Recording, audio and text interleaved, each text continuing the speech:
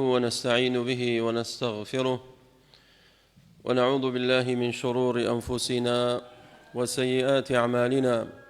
من يهده الله فلا مضل له ومن يضلل فلا هادي له. أشهد أن لا إله إلا الله وحده لا شريك له وأشهد أن محمدًا عبده ورسوله. ثم أما بعد، فإن أصدق الكلام كلام الله، وخير الهدي هدي محمد صلى الله عليه وسلم، وشر الأمور محدثاتها، وكل محدثة بدعة، وكل بدعة ضلالة، وكل ضلالة في النار. ثم أما بعد، لباسكردني پیغمبران چیرۆک و بەسەرهاتیان سەلامی خوا لە هەموو پێغەمبەران بێت. لە خزمەت باوکی پێغەمبەرانین ئیبراهیم عەلەیه الصلاة والسلام.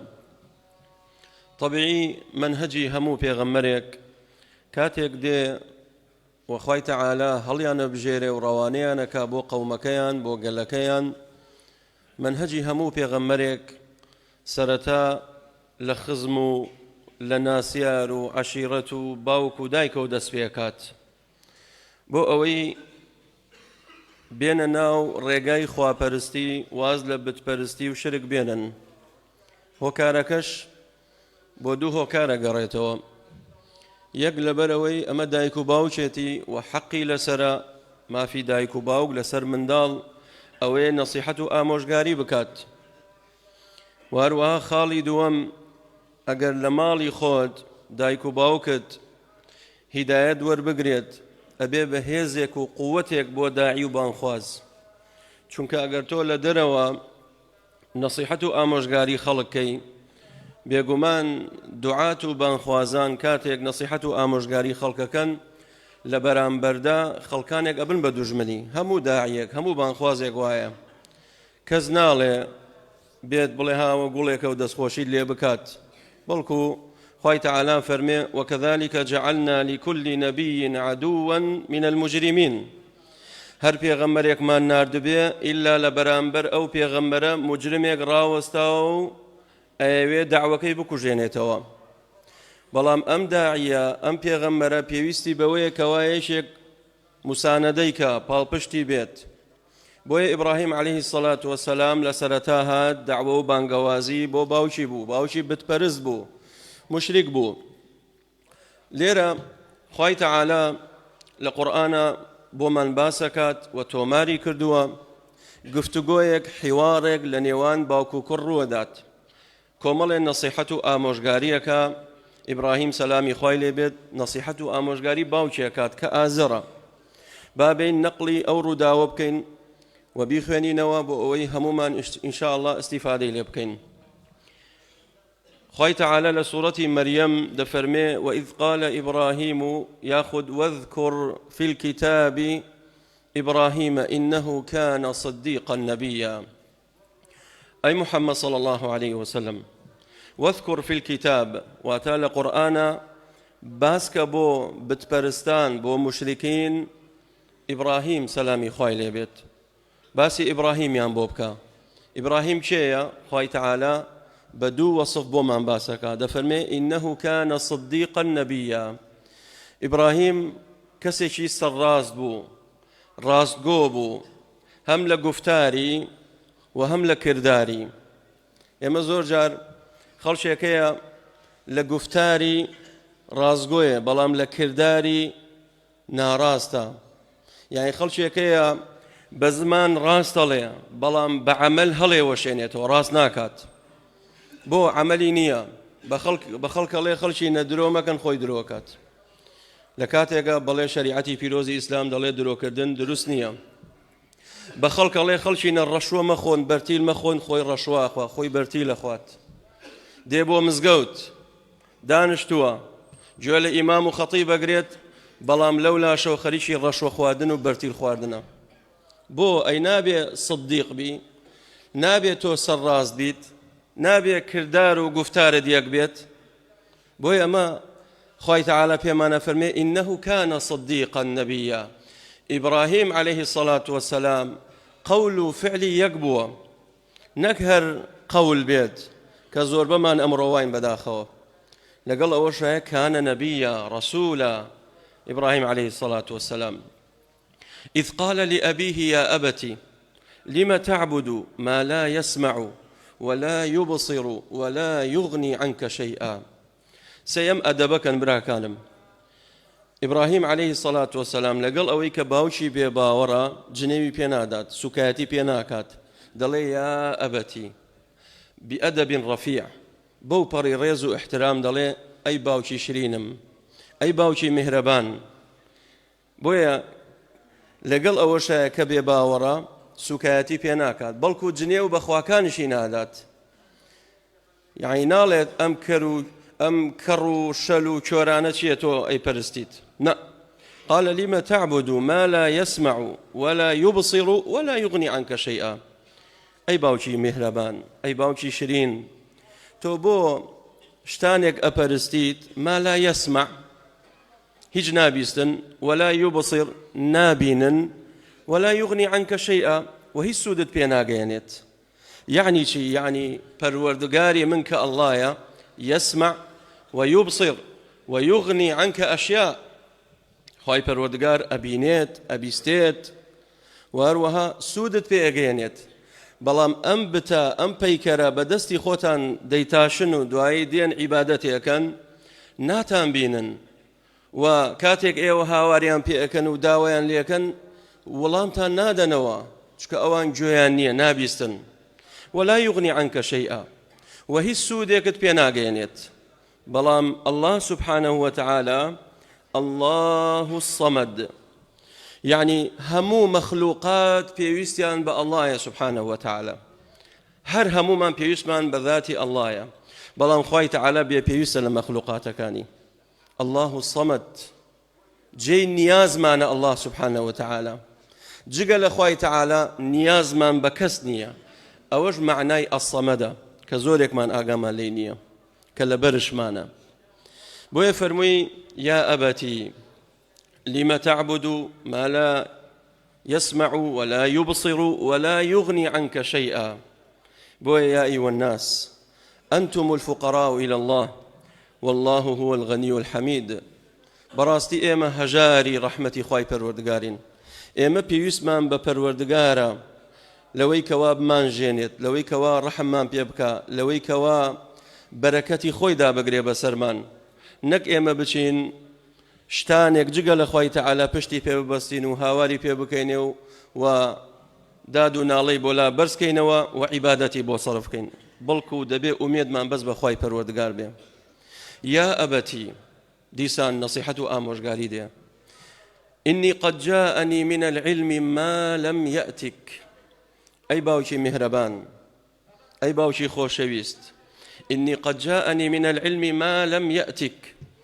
أي باوكا أو علم زانستي كواب ومن هاتو بوتو نهاتو ما بس بي علمي وحيا علمي كتاب والسنة فاتبعني أهدك صراطا سويا. شين بكوا والله من بدروا أهدك صراطا سويا بيكوا أشين سر ريقاي الراست كام ريقا أو ريقاي كوا سويا يعني ريقايك صراط المستقيم كريكو بيكا كلاريو خواري تيانية. بويا ابن القيم رحمه الله دفرمي صراطي مستقيم لكتاب البدائع الفوائد دفرمي دبيت شن صفتي لخوي بقريت يشيك لو صفتانا دفرمي نابع عوجي تيابيت مستقيم واتا راستري جيري تيانا بيت چونك اگر هر ريقايك جيري تيدابو ماندو بيت ودرنقش اقيت بلام اگر راستري بو زو اقيت اقي بهدفي خوت بلام كريقاكا لارو بو جيربو لادا او كاتا درنق اقيت. يعني اي باوشي مهربان تو لسر ريقاي شيطاني لسر ريسكي شيطاني ريسكي شيطان ماندوبوني تيدايا نارحتي تيدايا او ريقايانية كي ادقينيت اخواي تعالى او ايكتو اقينيت اخواي تعالى صراط المستقيمة كآيني بيروزي اسلام وديني حنيفية توحيد خوا برستيا او ادقيني بخوا او ريقايا صراط المستقيم آسانا يعني الزور بآساني اقري تبر واسعة فراوانا بلام ريقا كان يترهمو يتسكن كلبرن يعني بيسودن بيكلكن بلام صراط المستقيم زو أجيب هدفي خود بأمانجي خود أم لا أوليت دانية وأن هذا صراطي مستقيما فاتبعوه ولا تتبعوا السبل فتفرق بكم عن سبيله ذلكم وصاكم به لعلكم تتقون. خوي تعالى فرمي وأن هذا صراطي مستقيما أمر ريقا راستكي إسلاما مسلمانا هموتا ورنسر آيني بيروزي إسلام واز لريشككاني تربينا واز لبرنامكاني تربينا واز لو برنامج دەستکردانە بێنن کە ئەمڕۆ سەپێنراوە بەسەر خەڵکایە ئیتر دینی علمانیەت بی دینی بوذیەت بێ دینی مشک پەرستی بێت ئەمانە هەمووی وازی لێ بێنن وەرنە سەر ئاینی پیرۆزی ئیسلام ئەوەیە ئەتانگەیەنێ بەخوا ڕێچکەکانی تر ڕێگاکانی تر ناتانگەیەنێ بەخوا ئەمە لە ناو ئاینی پیرۆزی ئیسلام و لە ناو منهج و فیرەق و گروپەکان ڕێگای سنەتی پێغەمبەری خوایە صلی الله عليه وسلم ئەدگەێنێ بە صراط المستقیم و ئەدگەێنێ بە ڕەزامەندی خوای تەعالە بۆیە چەندێ دەست بگرین بە ڕێبازی پێغەمبەری خوا صلی الله عليه وسلم ئەوەندە ئینشاءالله زووتر ئەگەینە بەهەشتەکەی خوای پەروەردگار و ڕەزامەندی خوای پەروەردگار. قال يا أبتي لا تعبد الشيطان إن الشيطان كان للرحمن عصيا. أي باوشي مهربان لا تعبد الشيطان شيطان ما برستا باشا باوشي إبراهيم شيطان برز بو ليرى لا تعبد الشيطان يعني لا تطع الشيطان ليرى شركي طاعية يعني أقر بيتو تو جوريالي شيطان كيت أو كاتتو برو آقري دو زخروي إن الشيطان كان للرحمن عصيا شيطان سرپێچی فەرمانی خوای گەورەی کرد بۆیە جۆڕایەڵی شەیطان مەکە کاتێک تۆ دەی غەیری خوا پەرستی بتێکە پەرستی شخصێکە پەرستی تۆ جۆڕایەڵی شەیطانت کردووە. إن يدعون من دونه إلا إناثا وإن يدعون إلا شيطانا مريدا ئەوانەی کەوا هاوارەکەنە غەیری خوا داوا لە غەیری خواکەن ئەوە هاوار و داواکەیان بۆ شەیطان ئەڕوات چونکە شەیطان فەرمانەکە بە ئینسان کەوا هاوار کاتە غەیری خوا. بويا يا أبتي لا تعبد الشيطان ببردوام نصيحة أمشغاري باوشيكا يا أبتي إني أخاف أن يمسك عذاب من الرحمن فتكون للشيطان وليا. أي باوشي شرينم أقر بيتو تو بردوام بي لسر أمر يقايا غيري خواب برستيت أو كاتا يمسك عذاب من الرحمن أو دوشاري سزاي خواي قورابيت بويا لي رفرموي يمسك عذاب من الرحمن أو عذابيك خواي قورا تعذيبي إنساني في أدا لبت برستو مشركو منافق كانوا كافروا بباوركان أمشيان سر راي أويك وعذاب ياندا أما الرحمة مهرباني خواي قورشي تيدايا بوكي بو كساني تر بو يدرسوا عبرد ورقرن كاتي خواي تعالى هرشا أدا للمشركين مشركين وبيباوران سزاءدات أما الرحم مهرباني خواي قوري تيدايا بو أوي خلقاني شتر نين داوي مشركين وبيباوران وبين داوي شيطان لسنقري أوان بن چونك أجينا أوانش عشان ناو آقري دوزخ وكو أوان أسوتين ذين بو يفرموي إني أخاف أن يمسك عذاب من الرحمن كواتا أو الله كوا إما أي برستين زور برحمة لقل أوي كوا چنه كفرت هي شركت هي خرابكاريت هي ومعصية تاوانت هي بس توبه بك دزل تاوان هالبقرا پروردگاري إما الله زور مهربانا خواهي قول رحمة بيكا وهدايات دا كواتا بم شوازا بم گفتگوی هێمنە حیوارێکی جوان لە بینی ئیبراهیم و باوشی ڕوویدا بەڵام ئەم باوکە دڕەقە چونکە کوفر زاڵ بوو بەسەری با بزانین چۆن وەڵامی دایەوە. قال أراغب أنت عن آلهتي يا إبراهيم لئن لم تنتهي لأرجمنك واهجرني مليا. أي إبراهيم أراغب أنت عن آلهتي تو وەک بڵێ پشت لە خواکان ئێماکەی تۆ زۆر لە عەلی خواکان ئێمە ڕۆی لئن لم تنتهي ئەگەر بێت و واز لە تەوحید و خواپەرستی نێنی واز لەم پەیامە نێنی واز لەم دەعوەیە نێنیت لەئەرجومەنەکە ئەوە شار بەدەر دەکەم ئەوە بەردباران دەکەم ئەوە نەهێڵم بژەی لێرە وەهجوڕنی مەلیە، بڕۆ وازم لێ بێنە، هەجرم کە، قسەت لەگەڵ ناکەم وە قسەشم لەگەڵ مەکە، وەهجوڕنی مەلیە. کوڕێک کە ئیبراهیمە کە موحیدە، زۆر بەو پەڕی ئەدەب و ڕێز و احترام لەگەڵ باوکی گفتوگۆ کات. باوکێکی دڕق بۆ دڕقە لەبەرەوەی کافرە، لەبەرەوەی مشریکە، بۆیە مشریکین و کافر و بێباوەڕان دڵیان زۆر ڕقە. بۆیە ئەو کەسانی کەوا هاتنە وڵاتی ئێمە دەستیان کردە شۆرتە کوشتن و پێشمەرگە کوشتن و بە ناوی دینەوە وەکو داعش و هاوبیرەکانیان تەکفیریەکان، ئەوانە دڵیان زۆر ڕق بوو. سوبحان الله. ئەو دڕقیە لە کافر و بێباوەڕان نێزیکە، نەک لە ئاینی پیرۆزی ئیسلام. ئاینی پیرۆزی ئیسلام ئاینێکە ڕەحمەتی تێدایە، شەفەقەتی تێدایە، میهرەبانی تێدایە. ئەجینا ئەم دڕقیە چییەکەوە خەڵک سەرە بڕن و خەڵکە کوژن لە کاتێکە ئەو خەڵکە مسلمانە، بەڵام ئەوە بێباوەڕانن کەوا دڵڕیان ڕقە. ببینن لە وڵاتی فەڵەستین لە غەزە جوولەکە چیەکە بە مسلمانان؟ سەی ئەو دڕقیەکە ئەو هەموو منداڵە لە سەرما ڕقە بێتەوە، لە ناو خێمە ئەژێن، بەڵکو بگرە بە زوندێتی ئەچێتە سەری گولاناتە سەریەوەی کوژێ بەبێ ئەوەی ڕەحمی بۆ بجولێت. ئەمانە کێن؟ ئەمانە جوولەکەن. ئەی ئەمانەی ئێرە داعش و هاوبیرەکانیان، ئەی ئەوانە چێ بوون؟ ئەوانە شاگردی ئەوان بوون، ئەوان دروستیان کرد، هاوردیان لە وڵاتی مسلمانان بۆ ئەوی وڵاتی مسلمانانی پێداگیرکەن. بۆیە قەد وا بیر نەکەیتەوە، خەیاڵت بۆ نییە بڵێ وەڵای ئەمە مەنهەجی ئیسلامە. نا وەڵڵاهی ئیسلام وانییە، نا وەڵڵا ئیسلام دینی ڕەحمەتە.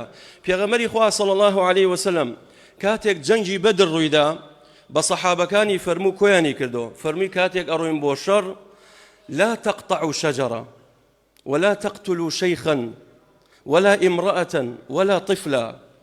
فەرمووی کاتێک ئەڕۆین بۆ جەنگ وریابن نەکەن مناڵ بکوژن، نەکەن تعدا لە ئافرەتکەن، نەکەن پیرەکان بکوژن، تەنانەت درەختش دەبێت لە دەست ئێوە سەلامەت بێ، درەختەکانش نابێ تێکدەن. ئاینی پیرۆزی ئیسلام وایە، دینی پێغەمبەری خوا صلی الله علیه وسلم، منهەجی پێغەمبەری خوا ئاوها بوو. بەڵام ئەمڕۆ بە پێچەوانەوە وێنایەک نیشانی خەڵکە درێت، تەبەن ئەمانە هەمووی دەسە لە پشتی، دەسەکانش ئەستورن و وڵاتانی زلهێز لە پشتێتی بۆ ئەوەی دینی ئیسلام ناشرینکەن، لە پێش چاوی خەڵکن و خەڵکش بۆ ئەوەی بڕەتێتەوە لە ئیسلام و بێزی بێتەوە لە ئیسلام. وفعلا قەنەعەتیانش بە زۆرێک خەڵک کردووە، لەم لاوە بە عەمەلی و بە کردار سەلماندیان، لەولاشەوە لە ئیعلام و ڕاگەیاندنەکانیان چۆن هێرش دێنن بۆ سەر ئیسلام و مسلمانن. دینی ئیسلام دینی تیرۆریستیە، دینی تەقاننەوەیە، دینی ئەوەیە، دینی ئەوەیە. خۆشیان دروستیان کردووە، خۆشیان دروستیان کردووە و ئاوەکەنە ئاشەکەیە بۆی زیاتر کات. بۆیە قەت بەوە نەخەڵەتین. ئاینی پیرۆزی ئیسلام دینی ڕەحمەتە براکانم. بەڵام ئەوە تا باوکی ئیبراهیمە دەڵێ شار بەدەر تەکەم، ڕەجم تەکەم، بەڵام مسلمان وانیە. ئیبراهیم نەیوت باوە ئەگەر ئیمان نێنی ڕەجم تەکەم، ئەگەر ئیمان نێنیەت کوژم، نە. دوایی فەرمووی قالە سەلامون عەلەیک، سەلامت لێ بێ لەلانی منەوە ئەی باوکی شیرینم، تۆ سەلامەتی، یعنی دەست بۆ نابم. تەسەور نەکەی کاتێک من نەسیحەت و ئامۆژگاری تەکەم من دێمە سەر توەت کوژم، نە. قالە سەلامون عەلەیک، سەلامەتی لەلانی منەوە بۆ تۆ، سەئەستەغفیڕ لەکە ڕەبی. و لەگەڵ ئەوەشە داوای لێخۆشبوونەکەم لە خوای تەعالا، بۆی خوای گەورە هیدایەتدا، ئینەهو کانە بی حەفیە.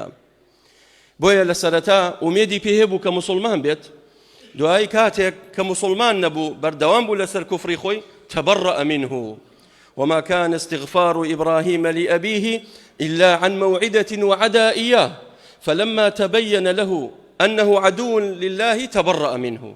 تبرأي لك التواو استغفاري بوناكات، داوای لێ خۆشبوونی بۆ ناکات، بۆ چونکە لەسەر کوفر و شرکەکەی خۆی بەردەوام بوو. داواکەم لە خوای پەروەردگار بەناو جوانەکانی و صفاتە بەرزەکانی ڕەحمان لێکە و بەختەوری دنیا و قیامەتمان کە ادعوا الله وأنتم موقنون بالإجابة.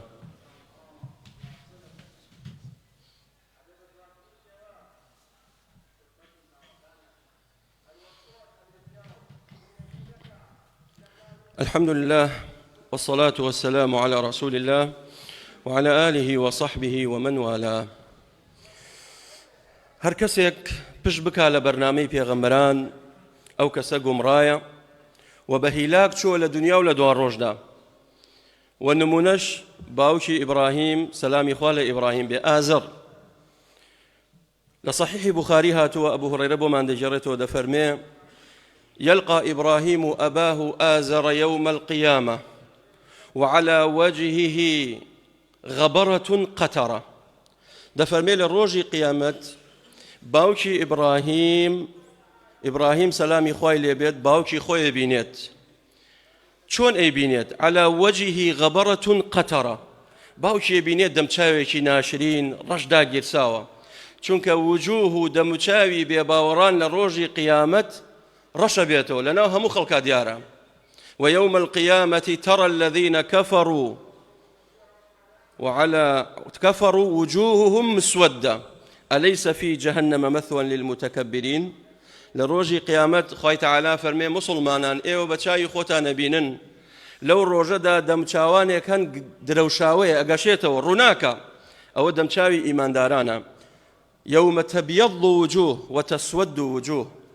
لو روجدا دمچاوي مسلمانان ايمان داران اهل سنة لو روجدا دمچاويان گشاوتو دروشاوي وكو عبد الله كوري عباس فرمي اي شين اواني كوا دمچاويان رشدا گيرساو ديارن دموچاوي كافر بيباوران واهل بدعه لو روجدا دمچاويان رشدا گيرساو همو خلقيان ناسيتو بو ابراهيم سلامي خوي لبيت كاتك ابيني باوشي توزاوي ماندو دمچاوي رشدا گيرساو ناشرين ديت لاي دلي اي باوا الم اقل لك لا تعصني باشا من الدنيا نموت سربيتشي منكي بو بقصي من النكر. قال يا بني اليوم لا أعصيك أمر وعد بيتر من سربيتشي تونكم بقصتكم بلام استفادينيا بلام لقل أوشاي إبراهيم سلامي خوي لبيت روكات أخوي تعالى ودعاكات دلي أي پروردگار تو وعدت بيم داوا كوا أن لا تخزني يوم يبعثون كمن سرشور نكي لروجي قيامت وأي خزي أخزى من أبي الأبعد تسر شوريك لو سر شوري ترك أمره باوشي خوم أبينم بچاوي خوم رابيشي أغري دوزخ كريت يعني داواك كخواي قرر رزقاري كباوشي خواي تعالى فرمي أي إبراهيم إني حرمت الجنة على الكافرين من وعدو بلينكم داوا لدنيا هركسي طاعته جرالي من بكاوي كما بهشتوا وهركسي كش بيه باور بيه ومشرك بيه أو بهشتي ليه حرام وقد نايتنا وبهشتوا بۆیە باوکت کۆتایی هاتووە ئێستا ڕاپێکی دۆزەخە کرێت. ئەوجا پێی دەڵێن ئەی ئیبراهیم سێر بەردەم خۆتکە کاتێ ئاها تەماشاکە یەڕا کەمتیارێکە بینێت بذیخ ملتطخ بدمه کاتێکە بینێت کەمتیارێکە بینێ لە ناو چڵک و جەراعەتی خۆی لە ناو پیسی خۆی گۆزراوەتەوە دەڵێ ئەمە کێڵێەوە باوکتە لەسەر شکلی کەمتیارێک باوشی چه لەسەر شکلی کەمتیارێک حەشرەکرێت و ڕاپێکی ئاگری دۆزەخە ڕێکرێتە ناو ئاگری دۆزەخەوە خوا پەنامان بدات. بۆیە هەر کەسێک پشت بکا لە ئیسلام پشت بکا لە پێغەمبەری خوا صلی الله عليه وسلم لە بەرنامەی سنەتی پێغەمبەری خوا صلی الله عليه وسلم و ئیمان بە محەممەد نێنێ و ئیمان بە پێغەمبەران نێنێ وەکو باوشی ئازر وەکو باوشی ئیبراهیم حەشرەکرێت ڕۆژی قیامەت. بۆیە وریابین براکانم فليحذر الذين يخالفون عن أمره أن تصيبهم فتنة أو يصيبهم عذاب أليم.